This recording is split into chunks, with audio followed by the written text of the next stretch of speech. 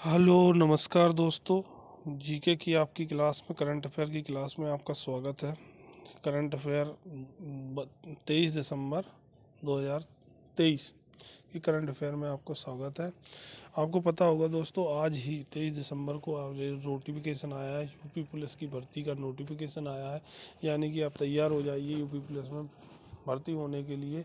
आपका UP police में बहुत तैयारी कीजिए और एग्ज़ाम दीजिए।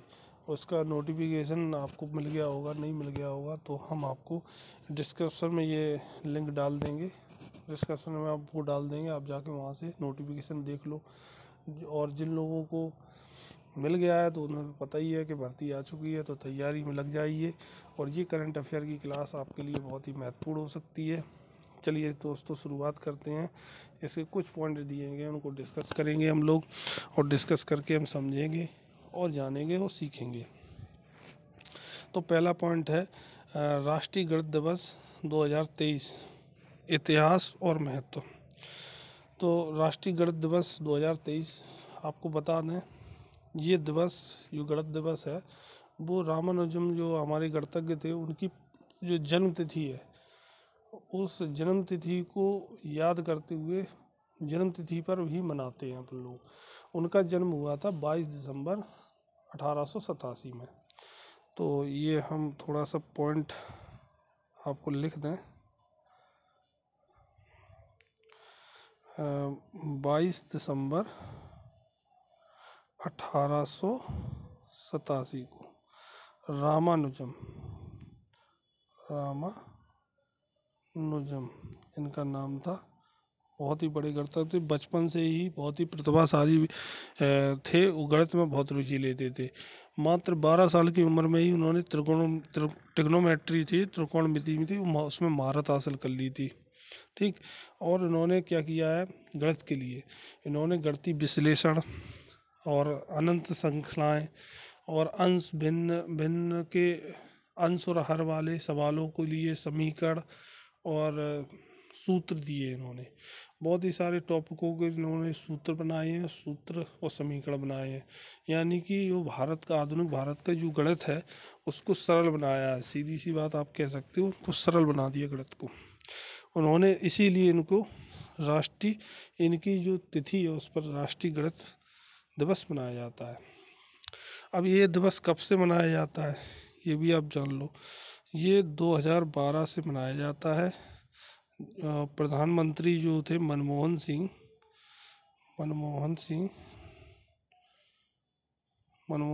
थे, उन्होंने इसको सबसे पहले मनाया था। 2012 से ये दिवस मनाया जा रहा है। चलिए दोस्तों, आगे बढ़ते हैं, आगे वाला पॉइंट देखते हैं। राष्ट्रपति द्रौपदी मुर्मू को क्रॉम्पटन को ऊर्जा संरक्षण 2023 के लिए पुरस्कार दिया। तो इसमें दो चीज़ें हैं, एक राष्ट्रपति द्रौपदी मुर्मू है और क्रॉम्पटन है। ये क्रॉम्पटन क्या है? क्रॉम्पटन क्या है? ये एक कंपनी है। इसका पूरा नाम है Crompton Greaves consumer electrical limited. ठीक, ये विद्युत विभाग से रिलेटेड कोई कंपनी है। ये, इसको जो पुरस्कार मिला है राष्ट्रीय ऊर्जा संरक्षण पुरस्कार है। कौन सा है? राष्ट्रीय ऊर्जा संरक्षण पुरस्कार। ये आपको इससे सम्मानित किया गया है। अब इसको ये सम्मानित क्यों किया गया है ये भी आप जान लो। इसको इसलिए सम्मानित किया गया है क्योंकि इस कंपनी ने, जो क्रॉम्पटन कंपनी है, इस कंपनी ने क्या किया है, स्टोरेज वाटर हीटर बनाया है। क्या बनाया है? स्टोरेज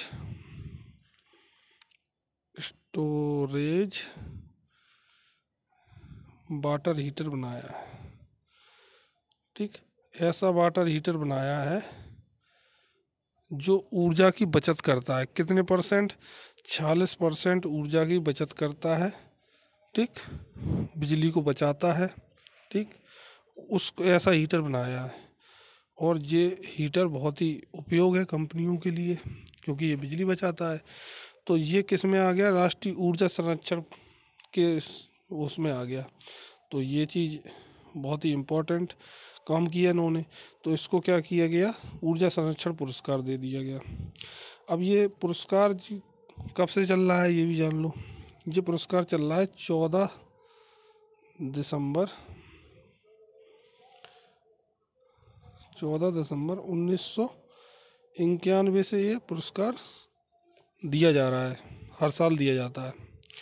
और अब ये बात तो हो गई आपकी, ठीक है। अब ये चीज़ आपने समझ ली। अब एक चीज़ और समझ लो, राष्ट्रपति द्रौपदी मुर्मू, इनके बारे में भी जान लो। ये जो हैं राष्ट्रपति हैं वो 25 जुलाई 2022 में इन्होंने कार्यभार संभाला, ठीक। ये बनी 25 जुलाई 2022 को कौन बनी, राष्ट्रपति बनी, राष्ट्रपति द्रौपदी मुर्मू। अब राष्ट्रपति को समझ लो, राष्ट्रपति के थोड़े से नियम होते हैं, वो संविधान में लिखे हुए हैं। संविधान का क्या कहता है, भारत के संविधान में अनुच्छेद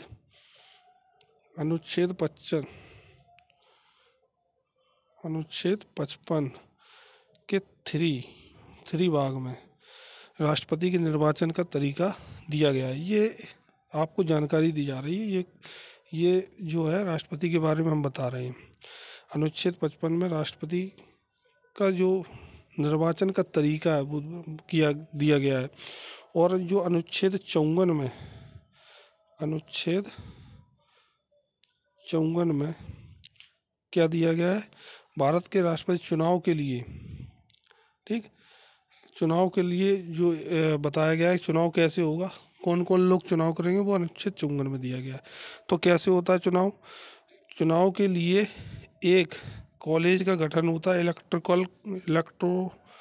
इलेक्टोरल, यानी कि जो इलेक्शन के लिए जो कॉलेज का गठन होता है, जिसमें दोनों सदन के संसद के दोनों सदन यानी कि लोकसभा और राज्यसभा के निर्वाचित सदस्य आते हैं, वो लोग चुनाव में वोट देते हैं, ठीक।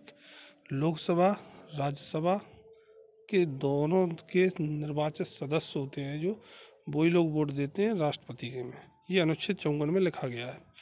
अब ये बात हमने समझ ली। अब एक चीज़ और समझ लो राष्ट्रपति के बारे में। राष्ट्रपति को हटाने की प्रक्रिया भी दी गई है संविधान में। इसको महाभियोग कहते हैं। क्या कहते हैं, महाभियोग। इससे बहुत ज़्यादा क्वेश्चन आते हैं। महाभियोग क्या होता है, ये महाभियोग होता है, राष्ट्रपति को हटाने की प्रक्रिया होती है, इसको महाभियोग कहते हैं। ये महाभियोग किन किन लोगों पे चलता है ये भी जान लो। एक तो नंबर 1 है राष्ट्रपति, ठीक। दूसरी चीज़ महाभियोग चलता है सुप्रीम कोर्ट के जज पर। किस पर,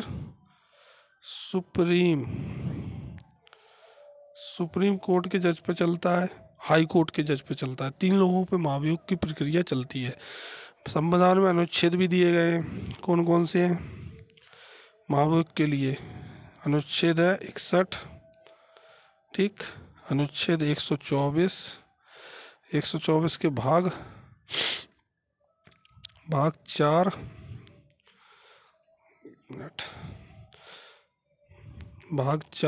देखो 61, 124 का भाग 4, भाग 5 और कौन कौन सा है 217 और 218।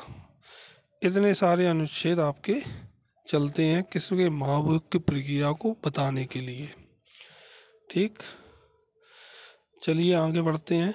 ये आपने समझ लिया राष्ट्रपति द्रौपदी मुर्मू के बारे में, और जो क्रॉम्पटन ये कंपनी है उसके बारे में पुरस्कार कैसे दिया गया वो भी आपने जान लिया। आगे बढ़ते हैं। भारत के गणतंत्र दिवस पर मुख्य अतिथि होंगे फ्रांस के राष्ट्रपति इमैनुअल मैक्रोन।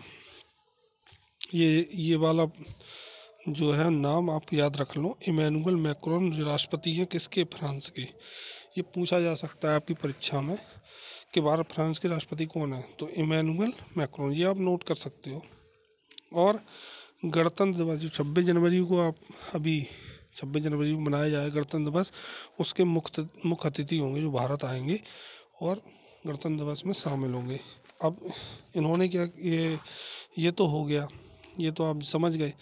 अब भारत के और फ्रांस के क्या रिश्ते हैं, अंतर्राष्ट्रीय रिश्ते हैं, वो भी आप समझ लो। हुआ क्या था कि सन 1998 में भारत ने पहला परमाणु परीक्षण किया था। पहला परमाणु परीक्षण किया था। परमाणु परीक्षण कहाँ किया था? पोखरण में। जो आप उन लोगों ने जानते भी, आपने पढ़ा भी होगा, पोखरण में हुआ था वो। उसमें क्या हुआ था, अमेरिका, चीन, पाकिस्तान, इन्होंने आपत्ति जताई थी। बहुत सारे देशों ने, दुनिया के बहुत सारे देशों ने, ज़्यादा से ज़्यादा देशों ने आपत्ति जताई थी भारत पे कि इनने परमाणु परीक्षण किया, ये नहीं होना चाहिए, इन्होंने परमाणु बना लिया। इसके लिए जो एक इकलौता दुनिया का जो देश था वो था फ्रांस, जिसने भारत का सपोर्ट किया था। तब से लेके अभी तक भारत का हमेशा सपोर्ट फ्रांस करता है और भारत फ्रांस का करता है। इनके अच्छे संबंध होते हुए अब 25 साल गुजर चुके हैं। 25 सालों के संबंध बहुत अच्छे हो गए हैं, तभी भारत ने इनको गणतंत्र दिवस पे बुलाया है और इनका सम्मान होगा और अंतर्राष्ट्रीय मुद्दे मजबूत होंगे, सशक्त होंगे, ये सब चीज़ें चलती रहती हैं। तो ये चीज़ आपको जानकारी हमने दे दी। और परीक्षा के मामले में आप इनका नाम याद रखना, क्योंकि ये नए नए अभी अभी बने हैं तो इनका नाम पूछा जा सकता है। आगे बढ़ते हैं। टेलीकॉम बिल 2023 को संसद से मिली मंजूरी। संसद से मिली मंजूरी मतलब लोकसभा और राज्यसभा दोनों में। ये टेलीकॉम क्या है? दूरसंचार कंपनियां हैं। इसमें मोबाइल, रेडियो और कंप्यूटर, लैपटॉप, इंटरनेट, नेटवर्क्स, ये सब चीज़ें आती हैं। टेलीकॉम बिल होता है। इसमें विधेयक में जो दोनों में, लोकसभा राज्यसभा में जो विधेयक पास हुआ है उसके कुछ नियम बनाए गए। वो नियम है, कानून बनाए गए, वो सीधे कानून बना दिए गए। पहला कानून क्या बनाया गया, उसमें 2-4 नियम हम आपको बता देते हैं। वैसे तो बहुत नियम हैं, आपको मोटे मोटे बता देते हैं।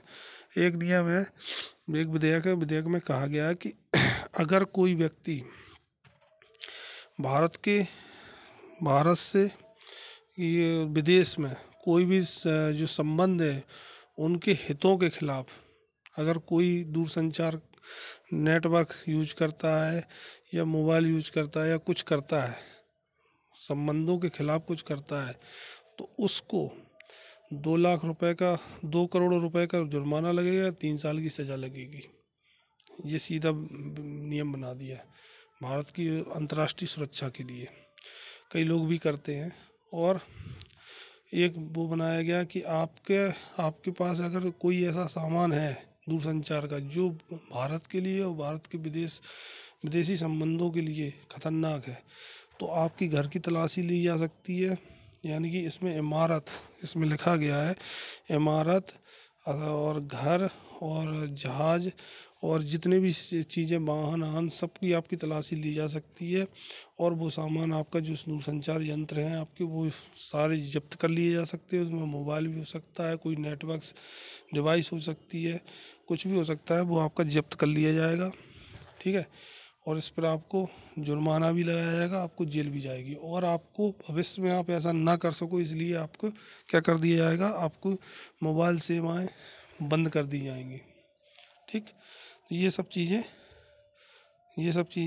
ये विधेयक में साफ साफ तौर पर ये चीज़ें लिखी हुई हैं। ओके दोस्तों, तो ये आपको समझ में आ गया। ये टेलीकॉम बिल है, विधेयक ये पास हो गया 2023 में। ठीक। और एक चीज़ और है, हाँ, जो ये टेलीकॉम बिल विधेयक है वो 138 साल बाद बदला गया है। पहले 138 साल पहले जो विधेयक बना था वो चल रहा था, अब ये बदला गया है, नया विधेयक पास हुआ है। अगला है, भारत का विदेशी मुद्रा भंडार 20 महीने में उच्च स्तर पर पहुंचा। ये क्या है? विदेशी मुद्रा भंडार के बारे में हमने आपको बताया था, ये क्या होता है, ये कैसे बढ़ता है, भारत में कैसे बढ़ता जा रहा है, ये भी समझ लो। जो भारत के लोग हैं वो विदेश में क्या करते हैं, नौकरी करते हैं, प्रवास करते हैं। प्रवासी इंडियन बोलते हैं उनको, प्रवासी भारतीय बोलते हैं। और कुछ लोग वहाँ की नागरिकता लेते हैं तो वो तो वहीं के निवासी हो गए। वो होते इंडिया के लेकिन रहते कहाँ हैं? अमेरिका में रह रहे, कनाडा में रह रहे, सभी विदेशों में रहते हैं। सबसे ज़्यादा भारतीय रहते हैं, वहाँ नौकरी करते हैं। वहाँ से जो पैसा भेजते हैं वो उन्हीं की कंट्री का होता है। वो इंडिया में आते आते इंडिया में जैसे डॉलर में भेजा, अमेरिका में रहने वाले ने भेजा डॉलर में भेजेगा, अमेरिकी डॉलर में भेजेगा। ऑस्ट्रेलिया में रहने वाला क्या करेगा? ऑस्ट्रेलिया डॉलर में भेजेगा। वो यहाँ पे आएगा पैसा और किस में चेंज हो जाएगा? रुपए में कन्वर्ट हो जाएगा। और वो जो विदेशी मुद्रा होगी वो भारतीय हो जाएगी, भारत में हो जाएगी। ऐसे इस प्रकार से क्या हो रहा है? विदेशी मुद्रा का भंडार हो रहा है। वो कितना पहुंच गया? 616 अरब डॉलर, इतना मात्रा में बढ़ गया है। और जो 20 महीने को उच्च स्तर पर पहुंच गया है, इस साल सबसे ज़्यादा हो गया है। ये एक ऐसा किसने कहा है? ऐसा विश्व बैंक ने कहा है, ठीक। और कई एजेंसियों ने ये आंकड़े बताए हैं। तो दोस्तों ये कुछ पॉइंट थे आपके करंट अफेयर के, जो ये आपको बहुत ही इम्पोर्टेंट और आपकी एग्ज़ाम मदद देंगे। और मिलते हैं अगले वीडियो में। Thanks for watching.